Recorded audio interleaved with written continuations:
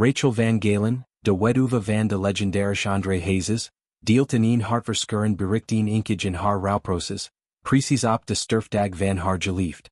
Met tranen in haar ogen en een stem die breekt van verdriet, beschrift ze de laatste kus in het ziekenhuis als een moment dat nog dagelijks door haar heen giert.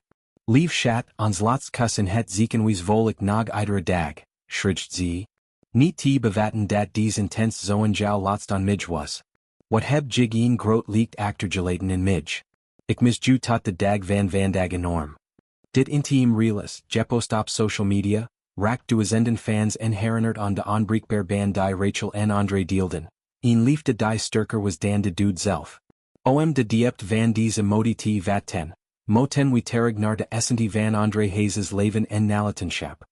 André geboren op December 30, 1994 als zoon van de iconische volkszanger met dezelfde naam, groeid op in de schaduw van Rome. Van Jongs af ontstond hij in de spotlights, met een stem die de ziel van Nederland rokt. Hits als Blomech en Anders, maakten hem een fenomeen, maar het was zijn relatie met Rachel die zijn persoonlijk leven vorm gaf. Zij ontmoetten elkaar in 2007, toen Rachel nog een tiener was en André worsteld met verslaving en fam. Hun liefde was turbulent, broken, comebacks en uiteindelijk een huwelijk in 2011. Samen kregen ze twee kinderen, André Jr. en Lizzie Rose, die nu de fakkel van hun vader dragen. Rachel wordt niet alleen zijn partner, maar zijn anker, de vrouw die hem door donker dalen lutst.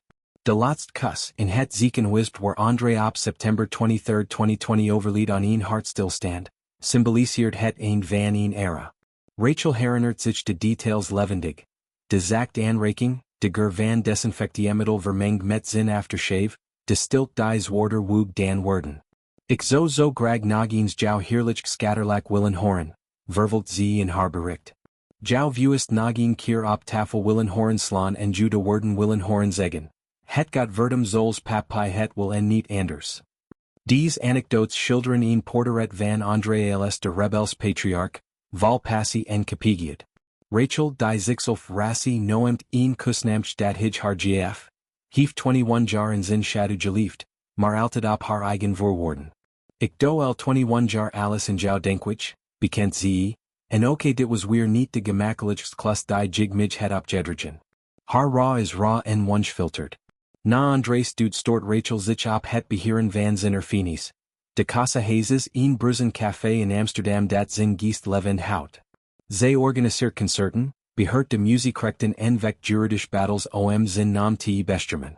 Stiekem moet nog Willens lachen, schrijft ze, want jig wist als geen ander dat als jouw racier zegt, ze bezegt.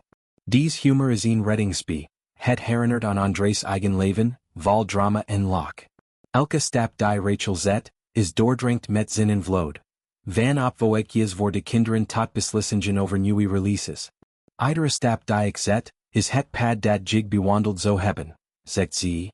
Het is een testament aan hun synergie, een partnerschap dat de tabloids jarenlang vold met koppen over affairs en comebacks. Talk is de league de mens. Rachel mist niet alleen de man maar de rituelen. De late night jamsessies, de ruzies die eindigden in omhelzingen, de avonden in Casa Hazes waar André op het podium kroop en het publiek in vervoering bracht. Zij fantaseert over hun weerzien, en dat jig dan tegen mij zegt.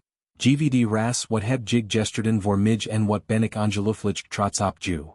Deze woorden raken de kern van haar kracht. Rachel heeft inderdaad gestuurden. Na Andrés dude wordt ze geconfronteerd met speculaties, familieconflicten en de druk van een rauwen publiek. Zij schreef een boek, lief als André, vol anekdotes en lessen, en lanceert een podcast waar fans hun verhalen delen. Hij zo trots zin, zegt ze vaak, maar diep van binnen worstelt ze met de eenzaamheid. Essavans voordat ze slaapt, kijkt Rachel naar de sterren, een ritueel dat haar verbindt met André. Ik geef een nippug, schrijft ze, en hoop dat jig terugnipoet. Het is een klein gebaar in een ocean van verdriet, maar het houdt haar gaande. Op zijn sterfdag kiest ze voor rituelen die hem eren. Neem vandaag een extra lekkere nut met al mijn dierbaren boven, en ik doe het vandaag in jouw Casa Hazes. Een nut, een bareltje, Andrés favorite, symboliseert het volksfeest dat zijn leven was.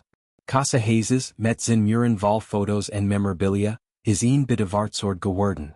Rachel organiseert thema vonden, met livemuziek en verhalen, om zijn legacy leven te houden. De impact van André's dood reicht verder dan zijn family. Hij was een cultureel icon, wiens muziek generaties verband. Van feesten en kroegen tot bruiloften, Hazes songs zijn timeless.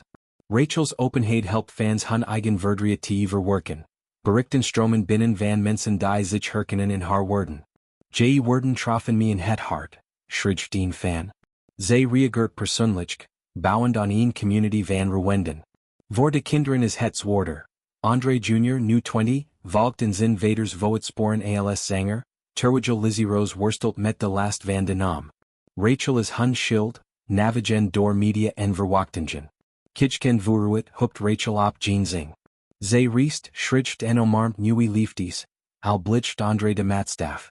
Liefde verandert niet, het evalueert, zegt ze. Haar bericht is een catharsis, een schreeuw in de void. In een wereld van vluchtig roem herinnert het ons aan uwig banden. Rachel's verhaal is een van liefde, verlies en doorzettingsvermogen, een ode aan André, de man die haar hart stal en nut terugaf.